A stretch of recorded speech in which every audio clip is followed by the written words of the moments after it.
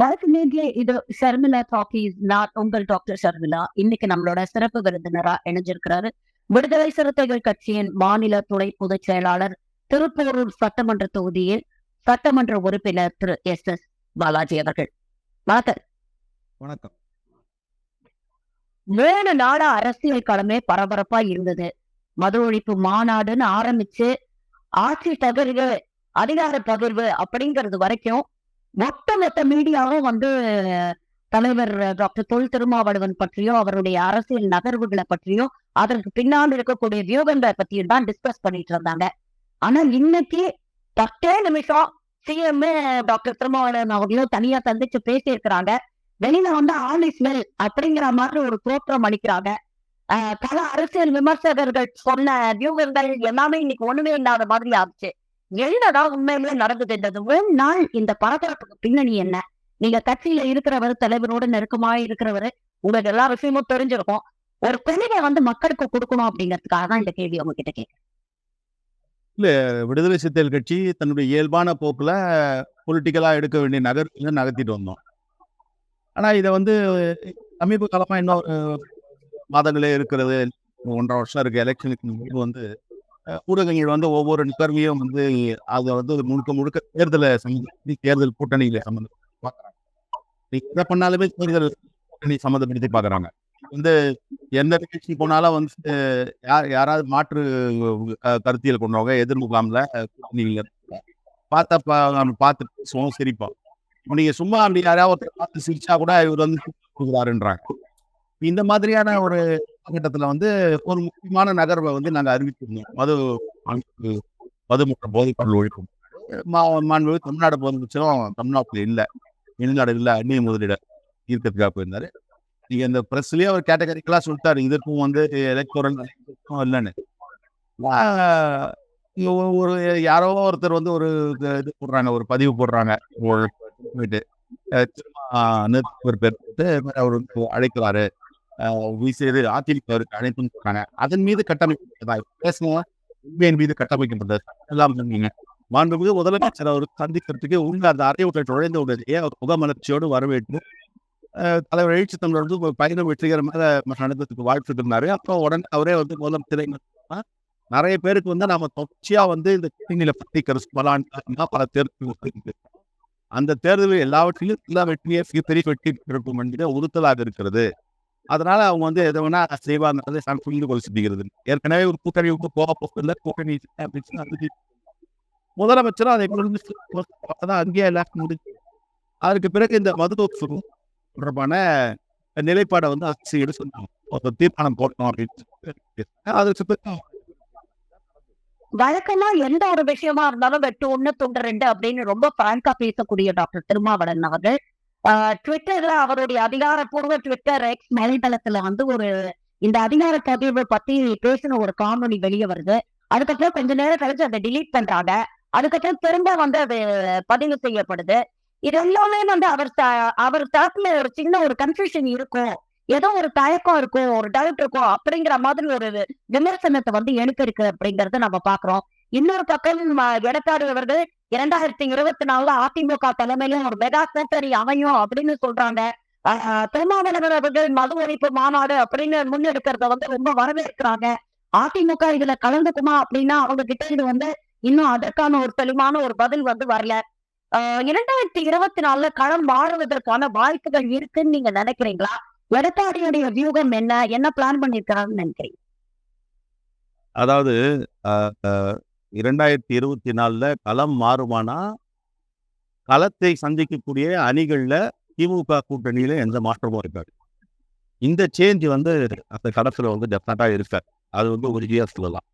அதுக்கான வாய்ப்பே கிடையாது. இன்னைக்கு அவரு எடப்பாடி பழனிசாமி அவர்கள் இது மாதிரி பெரிய மெகா கூட்டணி ஓடுறது புதுசா சொல்லல. அவரு 2024 நாடாளுமன்ற தேர்தல் போதே சொன்னார். அவர் எதிர்பார்த்தது அவருக்கு கீழே இருந்தா ரொம்ப ஈர்ப்பானது தான். அதுக்கான வாய்ப்புகளே இல்ல. அவருடைய வியூகம் என்னன்னு நினைக்கிறீங்க? அவர் தலைமையில ஒரு மெகா கூட்டணி அமையும் அப்படின்னு சொல்லி இருக்கிறாரு. இன்னொரு பக்கம் நீங்க பாத்தீங்கன்னா தினகரன் வேற சொல்றாரு, திருமாவளவன் கன்ஃபியூஷன்ல இருக்கிறாருன்னு நினைக்கிறேன், அவருக்குள்ள ஒரு சின்ன ஒரு ஆசிலேஷன் இருக்கு அப்படின்னு தினகரன் வேற பதிவு பண்ணியிருக்கிறாரு. அப்ப இதெல்லாம் சேர்த்து வச்சு பார்க்க தோணுது இல்ல மக்களுக்கு.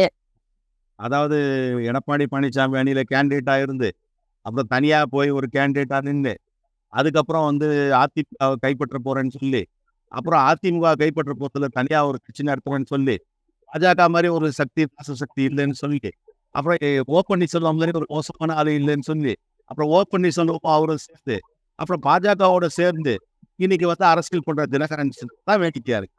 இதுதான் ரொம்ப வேடிக்கையா இருக்கு. இந்த நிலையிலும் எழுதிட்டு போயிட்டு எந்த கன்ஃபியூஷனும் கிடையாது. இது ஏன் இப்ப இந்த மாதிரி பார்க்க தோணுச்சுன்னா, ஒரு கரண்ட் சிச்சுவேஷன் தான் வந்து இன்னைக்கு தலைவரோட இப்போ வந்து ஒரு ஸ்கேன் பண்ணி பார்க்குறாங்க, இத பார்க்குறாங்க, அவரோட அக்கவுண்ட் பார்க்குறாங்க. அவரு எங்க போனா அவரு எப்பவுமே டிரான்ஸ்பரன்ட் மாறுதான். நீங்க வந்து அவருக்கான அ பர்சனல் டைம் வந்து லிட்டரலா 0. அ இது வந்து இந்த ட்விட்டர் போட்டு வந்து உண்மைன்னா, இப்ப மற்றவர்கள்லாம் வந்து ஒரு பெரிய டீம் வச்சிருக்காங்க. ஆள வச்சு சம்பவம் கொடுத்து வேலைய பார்க்க அந்த மாதிரி அமைச்சர்லாம் வந்து கிடையாது.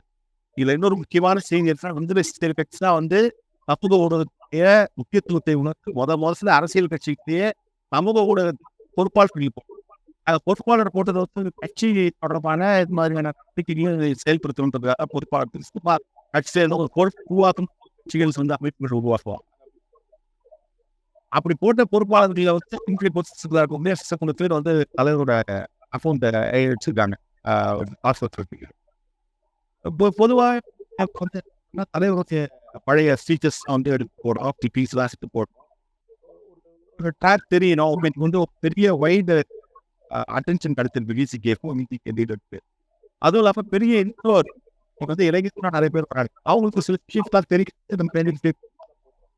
ஆனா அந்த வீடியோ கிளிப்பிங்ஸ் போட்டு தலைவரே வந்து அதுக்கு கேப்ஷன்ஸ்லாம் கொடுத்தாரு. ஏன்னா இது வந்து மிஸ்லீட் கூடாது. இது வந்து நிர்வாகி எடுத்து போட்டுட்டாரு. அதுக்கான கேப்ஷன் வந்து சரியா இல்ல போட்டு அதை டிலீட் பண்ணாரு. இன்னொருத்தருக்கும் வந்து இப்போ நான் வந்து போட்டேன். நான் போட்ட சரியில்லைன்னா ஏன்னா எங்க கட்சியில என்ன இது தெரியலையே அதை டிலீட் பண்ணிடலாம். தெளிவா சொல்றேன். தான் பேசவே இல்லை அப்படின்லாம் சொல்லல. இல்ல வந்து நான் மாறிட்டோம் அந்த கருத்து. அது கருத்து தான். அதை தன்னை சூழல் வரும்போது அதை முன்னெடுப்பும் தான்.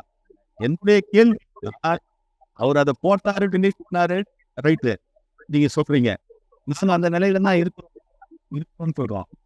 அது ஏன் போட்டோம், நாங்க ஏன் எடுத்துன்னு பேசுறவங்க இல்லை யாருல எல்லாருமே எவ்வளவு பேர் இதை வந்து எந்த கட்சியா இருந்தாலும் யார் அப்ப அதுதான் சொல்றேன். அந்த தாட் ப்ராசஸ் கூட்டணி ஆட்சி வந்து கலைஞர் அவர்களே கூட வைத்து கூட்டணி ஆட்சி வந்து அமைக்கிற என்ன காரணம் அது அவருடைய நிலை. இங்க அதுக்கான ஒரு மைண்ட் செட்டே இல்லை. என்ன பயப்படுறாங்கன்னா அந்த மாதிரி கூட்டணி ஆட்சின்னு அறிவிச்சா ஒரு ஐயத்தை அது அது வந்து சத்தியம் இல்லாம கூட ஆனா அப்படி இருக்குன்னு ஒரு கட்டை வச்சிருக்காங்க. இப்ப இந்த முழக்கம் வந்து பொழுது கூட சில அரசு கட்சி தமிழ்நாட்டுல கூட்டணி வச்சு அக்செப்ட் பண்ணிப்பாங்க அப்படின்னு சொல்றாங்க. அப்போ இந்த டவுன்ஸ்னால வந்து இந்த மொத்தத்துக்கான வேலிடிட்டி அதுக்கான ஆலோசிச்சு வரும்போது அதை மேலும் அழுத்தம் கொடுத்து அதுக்கு முன்னெடுப்பு எடுப்போம். அப்போ அந்த டேபிள் அந்த டிஸ்கஷனுக்கு வரும்னு சொல்றீங்க அதிகார பகிர்வு 2026 கூட்டணியில. அதான் சொல்றேன். இந்த விஷயம் ஒரு விஷயத்த வந்து ரொம்ப வேகமா எடுக்கணும் வந்து ஒண்ணு வந்து டைமிங், அதுக்கான கால சூழல் அமையணும். இன்னொன்று வந்து நெசசிட்டி. இது நீட் ஆஃப் த அவர் அப்படின்னு நான் பேசுறேன் அப்படின்னா அதுக்கு கூட நீங்க இப்ப need of the hour need of the hour அதற்கு வந்து முன்னெடுக்கணும். இப்ப நீட் ஆஃப் த அவர் இல்ல வந்து அதுக்கு ஒரு நிலை. இங்க வந்து தமிழ்நாட்டு அரசியல்ல புதுசா யாராவது வந்து கால் பதிக்கணும்னாலே திராவிட அரசியலுக்கு மாற்று கழகம் இல்லாத ஆட்சி அப்படின்னு தான் சொல்றாங்க. ஒரு வாரம் முன்னாள் வரைக்கும் விஜய் டாபிக் அவருடைய கட்சி ஆரம்பிச்சிருக்கிறாரு, அவர் களத்துல இறங்க போறாரு, 2026 அவரும் ஒரு சிஎம் கேண்டிடேட்டா இருப்பாரு அப்படிங்கிறது பரபரப்பா பேசப்பட்டுச்சு. பட் அந்த செய்திகள்லாம் பின்னுக்கு தள்ளுற மாதிரி இந்த 2-3 நாட்களாக இந்த விஷயங்கள்லாம் வந்து பேசிட்டு இருக்கிறாங்க. இன்னொரு பக்கம் பாஜக வந்து கழகமே இல்லாத ஒரு ஆட்சியை வந்து நாங்க அமைப்போம் அப்படின்னு சொல்றாங்க. இந்த கூட்டணி வந்து தொடர்ந்து மதசார்பற்ற முற்போக்கு கூட்டணி தொடர்ந்து பல வெற்றிகளை வந்து தேர்தல் களத்துல வந்து சந்திச்சிருக்கு. கருத்தியல் ரீதியாக ரொம்ப ஸ்ட்ராங்கான ஒரு கூட்டணி அப்படிங்கிறதுதான் எல்லா தலைவர்களும் வந்து சொல்றாங்க. அந்த கருத்தியலுக்கு இன்னும் வலு சேர்க்கக்கூடிய வகையில் சூழல் அமைக்க வேண்டிய தேவை இன்னைக்கு இருக்கா? ஏன்னா இந்த கூட்டணியிலுக்குள்ள இருக்கக்கூடிய கட்சிகளுக்கு நிறைய முரண்பாடுகள் இருக்கு. நிறைய விஷயங்கள்ல வந்து விடுதலை சிறுத்தைகள் கட்சிக்கும் இந்த திமுக அரசு மேல விமர்சனங்கள் இருக்கு அப்படிங்கறத நாம பார்த்துக்கிட்டே வரோம். இட் இஸ் ஓப்பன் சீக்ரெட் தான். சோ இன்னும் கருத்தியல் ரீதியாக எல்லாரையும் ஒரே தளத்துல கொண்டு வர வேண்டிய அவசியம் வந்து 2026க்கு இருக்குன்னு நினைக்கிறீங்களா? அந்த புரிதல் தலைவர்கள் அளவுல மட்டுமே இருக்கு. அது அடுத்தடுத்து இந்த காடர் லெவலுக்கு அதை கொண்டு வரணும் அப்படிங்கிற ஒரு தேவை இருக்குன்னு நினைக்கிறீங்க? இல்ல அண்டர்ஸ்டாண்டிங் வந்து கேடர் லெவல்ல இருக்கவே தான் வந்து தொடர்ச்சியா வந்து வெற்றி பெற முடியுது. நீங்க வந்து ஒரு புது அலைன்ஸா இருந்ததுன்னா அண்டர்ஸ்டாண்டிங் எதுவும்னா, ஆனா அண்டர்ஸ்டாண்டிங் இருந்த இடத்துல மிஸ் அண்டர்ஸ்டாண்டிங் வர்றதுக்கான சான்சஸ் இருக்கும். ஒரு ப்ரொலாங்டு செஷன். இப்ப நீங்க அந்த மாதிரியான வாய்ப்புகள் வந்து நீங்க வந்து அதை வந்து நல்லிஃபை பண்ணி இருந்தா இருக்கும். அதான் நல்லிஃபை பண்ணிட்டு தான் ஒரு நிறைய விஷயங்கள்ல வந்து இப்போ வந்து முழுமையான தெளிவு இல்லாம இருக்கலாம். நீங்க வந்து வேக வைக்க தொடர்பான விஷயங்கள்ல அதை வந்து இன்னும் தீர்வு எட்டப்படல அப்படின்னு. வந்து இந்த லார்ஜர் இன்ட்ரெஸ்ட் இல்லை அப்படின்ற மாதிரி பார்த்தோம்னா இன்னும் என்னன்னா இந்த கூட்டணியுடைய வலிமை இந்த பிரச்சனையுடைய அண்டர்ஸ்டாண்டிங் இதெல்லாம் ஸ்பான்ஸா இருக்கவே தான் இன்னும் முதல்ல நடக்கும். எழுச்சி தமிழான உணர்ந்து இந்த கூட்டணிக்கும் நாங்கள் எடுத்திருக்கிற முகப்பத்தி சொல்லி காசியாக ஆனால் அதன் மாதிரி நம்ம படிச்சுக்கிறாங்க பல விஷயங்கள். முதலமைச்சர் ரொம்ப கேட்டகரிக்காக வந்து இறங்கினவங்க அமெரிக்காவில் வந்து இறங்கினவங்க அவர் கிளாரிஃபை பண்ணிட்டாரு கேட்டுட்டாரு. இன்றைக்கும் வந்து அதை திடீர்னு தலைவர் எழுச்சி தமிழுக்கு மிகப்பெரிய மதிப்பு கொடுத்துருக்கோம். திடீர்னு பார்த்தீங்கன்னா ஒடுக்கப்பட்ட மக்கள் மீது பெரிய அக்கறை வந்துடும். இதெல்லாம் வந்து எங்க மீது இருக்கிற அக்கறையோ இல்லை நாங்கள் வளர்ச்சி அடைகின்ற எண்ணமோ அல்லது நாங்கள் வலிமை பெற வேண்டியமோ என்ற எண்ணமோ இருக்கு. இதுல முக்கியமான ஹிடன் அஜெண்டா இந்த திமுக கூட்டணி உடைப்படும். இந்த திமுக கூட்டணி உடைப்படும் திமுக தான் வந்து இன்னைக்கு வந்து அதுல வந்து ஒரு ஹெட்டா இருக்கு அப்படின்னு இந்த கூட்டணி உடையணும். உடைவதற்கு திமுக பலகீனம் அது வந்து திமுக வலுவிழக்கும். திமுக வலுவிழப்பதன் போது திமுக உள்ளிடத்திலேயே கருத்தியல் வலுவிழக்கும் என்பதுதான் அவர்களுடைய அடிப்படை. இந்த அடிப்படை நாங்கள் வந்து எங்களுடைய உண்மைகளுக்காக குரல் கொடுக்க அதே நேரத்தில் எந்த தருணத்திலும் ஒரு பாதிப்பு இன்னைக்கு அந்த பேட்டியில கூட எந்த இடத்துலையும் இந்த கூட்டணியில ஒரு எந்த தருணம் நாம கூட பேசணும். ஏன்னா நான் என்ன சொன்னேன்னா 1900 அவருக்கு பாஜக தலைவர் சூப்பர் திமுக எப்படி எங்களால் அக்செப்ட் பண்ணுங்க திமுக மீது கொள்கையான நம்பிக்கை இருக்கிறது. அவங்க கூப்பிட்டாலும் பிரச்சனை இல்லைன்னு பிரச்சனை. அதே தான் வந்து நாங்கள் பேசும்போது கொண்டுட்டு இருக்கு. இந்த பரஸ்பர நம்பிக்கையை இன்றைக்கு உணரப்படுது. திமுக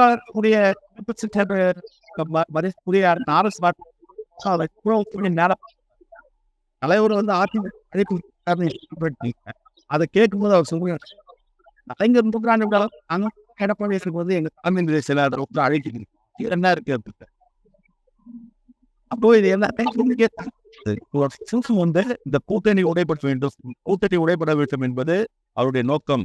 அதுக்கு விடுதலை சிறுத்தைகள் கட்சி மீது பக்குவ கொண்டது போன்று விடுதலை சிறுத்தைகள் கட்சி யாருக்காக பாடுபடுகிறதோ அந்த மக்கள் செய்து அப்படி செய்வதன் மூலம் திமுக திமுக இருக்கின்ற கட்சி வலுவின் மூலம் இந்த கருத்தில் வந்து அதனால இவ்வளோ இது எல்லாத்துலயும் மாண்புமிகு முதலமைச்சர் திரு மு.க. ஸ்டாலின் அவர்களுடைய ரோலை வந்து நீங்க எப்படி பாக்குறீங்க? இந்த என்டையர் பிரச்சனை நடந்துட்டு இருக்கும்போது அவர் ஊர்ல இல்ல, அவர் வந்து யுஎஸ்ல இருந்தாரு. அதுக்கப்புறம் அவர் வந்து வந்ததுக்கு அப்புறம் இன்னைக்கு தலைவர் நேர்ல போய் அவரை சந்திச்சிருக்கிறாரு. 10 நிமிஷம் தான் ஏண்ட எல்லா கன்ஃபியூஷனுக்கும் இன்னைக்கு ஒரு முற்றுப்புள்ளி வச்சாச்சு, இந்த பிரச்சனையே நடந்துடா அப்படின்னு கேட்கிற அளவுக்கு மாறி இருக்கு. சோ இதுல வந்து சிஎம் உடைய ரோலை நீங்க எப்படி பாக்குறீங்க? எந்த அளவுக்கு இந்த கூட்டணிக்கு ஒரு கேட்டலிஸ்டா இருந்த இந்த கூட்டணியை வந்து அவர் முன்னெடுத்து செல்றார்? இல்ல ஒரு விஷயம்னா நான் மாண்புமிகு தமிழ்நாடு முதலமைச்சர் இன்னைக்கு ஃபுல் ஸ்டாப் இல்லை, நேற்றே வச்சுட்டாரு ஃபுல் ஸ்டாப். இன்னைக்கு வந்து அது இன்னும் கொஞ்சம் எக்ஸ்டெண்டட் ஃபுல் ஸ்டாப் ஆயிருக்கு அவ்வளவுதானே தவிர. அவர் வந்து நீங்க சொன்னது மாதிரி வெளிநாட்டில் இருந்தாரு. இங்க இருக்கிற நீங்க ஃபீல்டுல டைரக்டா இருக்கும்போது இருக்கிற அந்த அந்த விஷயங்களை உள்ள வந்ததை விட ஃபீல்டு குறைவாக தான் அவங்களால அது வந்து இது பண்ண முடியும். ஆனா அவர் வந்து உண்மையா அவர் உள்வாங்கியிருக்காரு. ஒண்ணு அவருக்கு இந்த கூட்டணியை கட்டமைச்சது அவர் தான். இந்த கூட்டணி தலைவரோட தொடர்ந்து இன்ட்ராக்ட் பண்றாரு. அதனால இண்டிவிஜுவலா வந்து அவர் வந்து ஒவ்வொருத்தருடைய நகர்வுகள் அவங்களுக்கு சில எஃப்எம் இயங்குது. அவங்களுக்கு வந்து அவங்களுடைய ஒர்க்கிங் ஸ்பேஸ் இல்ல வந்து அவங்களுடைய பொலிட்டிக்கல் ஸ்பேஸ் என்னன்றதுலாம் கொஞ்சம் தெரியும் அவருக்கு. இப்ப நீங்க நாங்க திமுக கூட்டணி இருக்கணும்னு வந்து நாங்க என்னென்ன பேசணும் வந்து அவங்க சொல்லணும். அதை பத்தி நான் பேசணும்லாம் நினைக்கிற அளவுக்குலாம் அவருக்கு தெரியாது. அப்ப அவருக்கு அதெல்லாம் தெரிஞ்சதுனால எல்லாத்தையும் இயல்பா அவரோட அப்ரோச்சே வந்து வந்து ஒரு விஷயத்துல வந்து உண்மையிலேயே அவங்க வந்து எனக்கு இது தெரிஞ்சு இங்க வந்து கூட்டணிகள்ல வந்து பிரச்சனை வந்து கூட கட்சி தலைமையில் என்ன பண்ணுவாங்க, இந்த கூட்டணி உதாரணத்துக்கு போது குறிப்பா உள்ளாட்சி தேர்தல் போது பேசுவாங்க. ஆனா அந்த கட்சி நிர்வாகிகள் வந்து பேசுவாங்க. சில நேரங்கள் வந்து அவங்களுக்கு ப்ரீஷன் கொடுத்துருவாங்க. ஏன்னா அவங்களுக்கு வந்து அவங்கவுங்க கட்சியோட சர்வைவல் வந்து முக்கியம். ஆனா நம்முடைய முதலமைச்சர் தான் உள்ளாட்சி தேர்தல் போதே வந்து கூட்டணி கட்சிகளுக்கும் திமுகவில் இருக்கக்கூடிய நிர்வாகிகளுக்கும் வந்து அந்த இடங்கள்ல போட்டியிடுற பிரச்சனை வந்தபோது அவர் வந்து அவர் ரியாக்ட் பண்ண மாதிரி இது வரைக்கும் எனக்கு தெரிஞ்சு அரசியல் அரங்குல வந்து எந்த பொலிட்டிக்கல் தலைவர் ரியாக்ட் பண்ணல. ஏன்னா அவர் வந்து அந்த அளவுக்கு வந்து கூட்டணி கட்சியினுடைய உணர்வுகளை வந்து மதிப்பளிக்கக்கூடிய ஒரு தலைவராக இருந்து கொண்டு அதனாலதான் அதுக்கு வந்து ரொம்ப இயல்பா ஆக்கிட்டாரு. இவர் சொன்னது எதையுமே அவர் பெருசாவே எடுத்துக்கல. ஒரு படம் நீங்க வந்து திரைப்படங்கள் பார்த்திருந்தாலும் சொல்ற ஒரு படம் இருக்கு. இந்த பிரபு சத்யராஜன் நடிச்ச படம். அவர் வந்து பிரபு வந்து வெளிநாட்டுல வேலையில இருப்பாரு. வெளிநாட்டுல வேலையை முடிச்சுட்டு இங்க வருவாரு. வரும்பொழுது அவர்கிட்ட வந்து இன்னாத்தும் பொல்லாத்தமா அவருடைய மனைவியை பத்தி சொல்லுவாங்க. சொல்லும்பொழுது என்ன ஆகுனா அவர் எல்லாத்தையும் கேட்டுப்பாரு. அப்படியா போட்டுடலாமா அப்படின்வாங்க. அவரு சத்யராஜன் போட்டுடலாமா அப்படின்வாரு. ஆமா அப்படின்ட்டு ஒருத்தன் வந்து கையில கத்தியெல்லாம் எடுத்து கொடுப்பான். கத்தியெல்லாம் எடுத்துட்டு வந்துட்டு இவர் என்ன பண்ணுவாரு, சத்யராஜை போட்டு என்ன பீம்சிங் போட்டுடலாமா அப்படின்வாரு. அந்த மாதிரி இன்னைக்கு இவங்க என்ன நினைச்சாங்க, இது வந்து இவங்க 2 பேருக்குள்ள ஏதோ பிரச்சனை வரும்னு நினைச்சாங்க. இன்னைக்கு 2 பேரும் சேர்ந்து போட்டுடலாமான்னு கிளம்பி இருக்கிறாங்க. எதுக்கு இதான் நடக்கும். பல விஷயங்களை இன்னைக்கு வந்து எங்களுக்கு தெளிவுபடுத்திருக்கீங்க. உங்க நேரத்துக்கும் கருத்துக்களுக்கும் மிக்க நன்றி. Thank you very much for joining.